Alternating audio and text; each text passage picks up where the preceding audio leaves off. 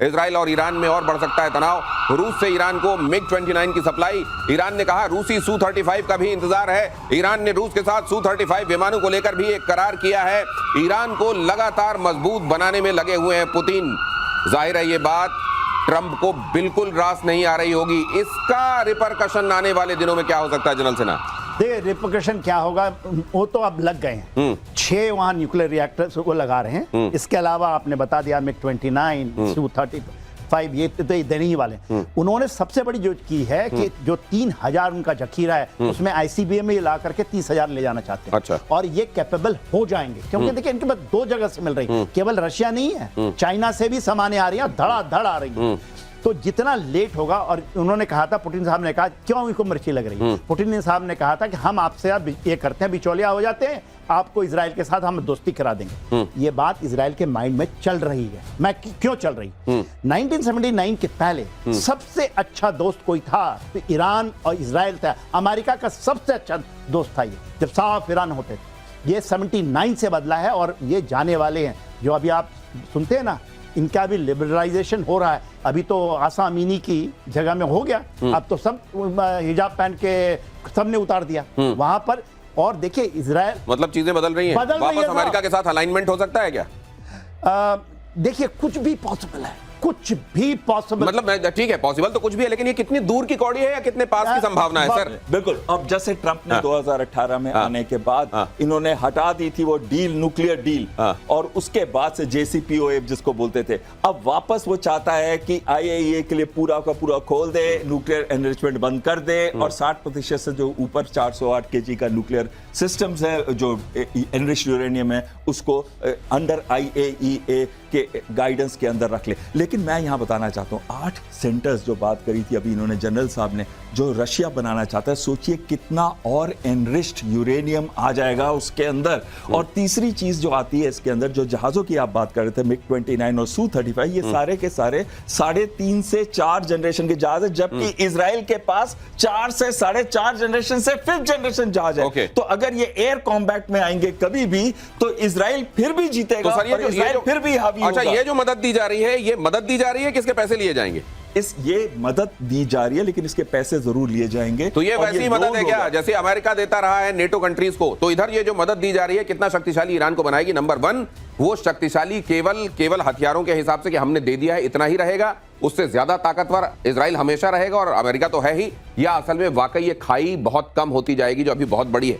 चीन ने अमेरिका को कड़ी चेतावनी दी। चीन ने कहा हमारे खिलाफ एक्शन हुआ तो कड़ा जवाब देंगे। बीजिंग अपने अधिकारों की रक्षा के लिए लड़ेगा और अगर अमेरिका चीन पर रूस से व्यापार को लेकर कोई कदम उठाता है तो उसे जवाब दिया जाएगा। ये खबर भी बड़ी महत्वपूर्ण। चीन ने अमेरिका को चेतावनी दी। चीन ने कहा हमारे खिलाफ एक्शन हुआ तो हम कड़ा जवाब देंगे। बीजिंग अपने अधिकारों की रक्षा के लिए लड़ेगा। अगर अमेरिका चीन पर रूस से व्यापार को लेकर कोई भी कदम उठाता है तो उसे जवाब दिया जाएगा। ये अमेरिकी दादागिरी को तो खैर ये ठीक जवाब है। वो जो दुनिया भर में डिक्टेट करना, इसके साथ तुम डील करो उसके साथ नहीं करो वाला जो हिसाब है, ये तो ठीक आईना दिखाया गया है। एब्सोल्युटली। देखिए भारत का भी ट्रेड डील में अभी तक खबर आई नहीं है, मगर अंडर करंट तो है ही है। भारत ने मना कर दिया कि हम नहीं करेंगे आपके साथ ट्रेड डील, जो करना है कर लीजिए। और उन्होंने कुछ नहीं किया। 100% लगा रहे हैं, शायद मेडिसिन के ऊपर में लगा दिया है, होने वाला है तो लगा दिया है। तो इसके अलावा और भारत में क्या है, हम कहते हैं 34% हम लेते हैं इनके साथ मेडिसिन लेते हैं, और वो कह रहा है, रशिया कहता है उतना मुझे दे दो। इवन चाइना मांगना शुरू कर दिया है। तो बात उसकी नहीं है, इनको आईना आप नहीं दिखाएंगे। भारत भले ही मौखिक तरीके से नहीं बोला है, मगर एक्शन तो वही कर रहे हैं। एक्शन चाइना से ज्यादा तकड़े हैं। और चाइना ने तो एनवीडिया लेने से मना कर दिया। उन्होंने बोला कि एनवीडिया दे देंगे, उन्होंने बोला अपने पास रखिए, हम अपने बना ले। चाइना देखिए बहुत आगे है टेक्नोलॉजी। ये चिप बनाने वाली कंपनी के संदर्भ में बात कर रहे हैं। हाँ। उन्होंने चिप देना हमारे चाहा था, दर्शकों को बता भी दीजिए ताकि उनको ये पता रहे। जो एनवीडिया से बोला था कि आपको चिप चाहिए, बोला आप अपने पास रखिए। तो प्रॉब्लम ये है, इनके पास options all are getting close. इन्होंने अपनी पैरों में इतनी कुल्हाड़ी मार ली है, इतनी ज्यादा मारी है कि इससे निकलना बड़ा मुश्किल है। और अमेरिका, मैं नहीं बोल रहा हूं, अमेरिका में बच्चा ये बोल रहा है। नहीं, कहा यह जाता है कि अगर आप वाकई कोई आप रेड लाइन खींच रहे हो तो फिर कम से कम आपको उस रेड लाइन का रिस्पेक्ट करना चाहिए। अमेरिका जब भी ये रेड लाइन खींचता है, कितना जल्दी आप उसको यू टर्न लेता हुआ भी देखते हैं, और यही पूरी दुनिया में उसकी क्रेडिबिलिटी को इस समय संकट में डाल रहा है। अगली खबर यह है, इजरायली नेता की ताइवान यात्रा पर भड़का चीन। चीन ने इजरायली सांसद को बताया उपद्रवी। इजराइल ने एक चीन नीति का, वन चाइना पॉलिसी का उल्लंघन किया, यह भी कहा चाइना ने। सांसद को इसकी कीमत चुकानी होगी कहा। इस साल दूसरी बार ताइवान गए थे इजरायली सांसद। अब ये जो सांसद महोदय हैं ये दूसरी बार वहां गए और कहा जाता है कि इन्होंने कई स्टेटमेंट दिए हैं जो खुद वन चाइना पॉलिसी, जिसको इजराइल भी मानता है, उसके अगेंस्ट है। तो चाइना यही कह रहा है कि आप तो मानते हो एज अ कंट्री, लेकिन ये आपके यहाँ के सांसद कैसे हैं, ये आके कुछ और बात करते हैं और ये बार बार मिलने क्यों जा रहे हैं, इस पर वो ऐतराज जता रहे हैं। कमोडोर बहल, इस खबर की माने ये इजराइल और चाइना का एक फ्रेंडशिप ग्रुप है, इजराइल और ताइवान का। इजराइल ताइवान फ्रेंडशिप ग्रुप के ये एमपी लीडर हैं और जब से ये आए हैं इनकी कोशिश रही है कि ताइवान के साथ रिलेशंस बेटर हो और ताइवान को इंटरनेशनलाइज किया जाए। इन्होंने कहा है कि इंटरनेशनल रिलेशंस ताइवान के बेटर होने चाहिए और दूसरी चीज बोली है कि उनको WHO में भी मेंबरशिप मिले। और इन बातों से ही वो उग्र हो गए हैं चीनी। लेकिन इसके साथ अगर आप नेतन्याहू की स्टेटमेंट को भी जोड़ लें, नेतन्याहू ने क्या कहा है? नेतन्याहू ने कहा है कि चीन एक ऐसा देश है जो पॉलिटिकल ब्लॉकेड कर रहा है इजराइल के ऊपर और साथ में सोशल मीडिया का इस्तेमाल कर रहा है जिससे इजराइल को अटैक किया जा रहा है कतर के साथ। ये दोनों स्टेटमेंट्स एक साथ हुई हैं। ये तो अभी कल गए थे और वो वाली स्टेटमेंट 2 दिन पहले आई थी। पर कहीं ना कहीं ये दोनों स्टेटमेंट ये दर्शा रही है कि अब इजराइल जो है एक अग्रेसिव स्टैंड ले रहा है चीन के अगेंस्ट, शायद ट्रंप के उकसाने से, शायद ट्रंप के उकसावे की वजह से ऐसा हो रहा है। इजराइल एक एग्रेसिव स्टैंड चाइना के खिलाफ ले रहा है। क्या दुनिया धीरे धीरे वाकई 2 खेमों में इन वजहों से बंटती चली जाएगी और फिर हम वो देखेंगे जिसको हम नहीं देखना चाहते?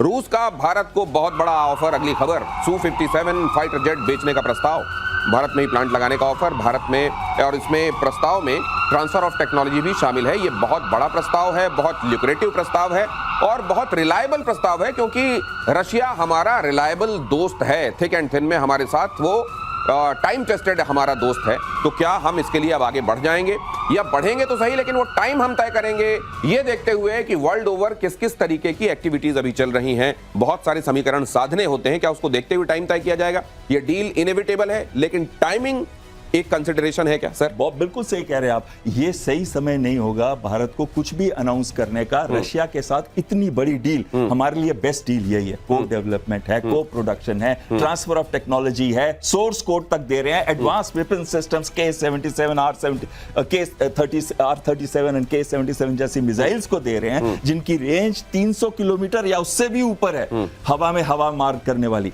ऐसे वेपन सिस्टम जर्कॉन की भी इसकी इंटीग्रेशन हो चुकी है। तो कहीं ना एक बहुत, लेकिन सर ये बताइए, लेकिन ये सही समय नहीं है। नहीं, अगर मान लीजिए सही समय, टैरिफ का जो एक लगा रखा है ट्रंप ने और रोज एक नई चीज वो बात बिल्कुल सही है सर। मैं ये जानना चाहता हूं, अगर वो अपना फाइटर हमको ऑफर कर रहा था, भारत ने क्लियर कर दिया कि अपना फाइटर अपने पास रखो, इधर ये सू वाली डील है सर, उधर वो कंसिडरेशंस हैं कि अमेरिका फिर भी हमारे लिए आवश्यक है और हम ये तय करेंगे कि किस समय क्या होना चाहिए। लेकिन अमेरिका कॉन्टिन्यूअसली ये देखेगा कि Su-57 कहीं ले तो नहीं रहा है भारत।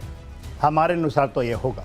या मैं आपको बता देता हूँ, दिसंबर ज्यादा दूर नहीं है, दिसंबर में आ रहे हैं पुतिन, पक्का साइन होगा। देखिए सबसे बड़ी बात क्या हो रही है, ठीक है, सोर्स कोड बता दिया, ये बता दिया, it is one of the good, जो हमें आधी जनरेशन बढ़ानी है।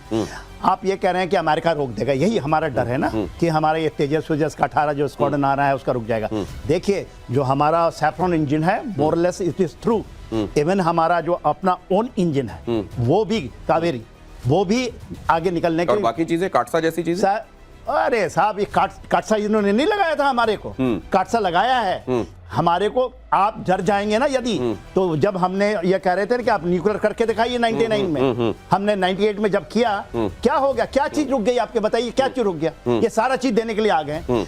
आज प्रॉब्लम नहीं है। और मैं भी मैं तो even I was interacting with the army air chief, he is the view must come, it must come. एक चीज सिर्फ कहना चाहता हूं मैं इसके अंदर कि ये 2 महीने हम लोगों के लिए बहुत क्रूशियल है, 2-3 महीने, जब अक्टूबर नवंबर, हाँ, जब ट्रंप भी आएंगे, पुतिन भी आएंगे, इसके अंदर अगर रशिया यूक्रेन का युद्ध खत्म हो गया। For more of such videos do like, share and subscribe to ET Now Swadesh।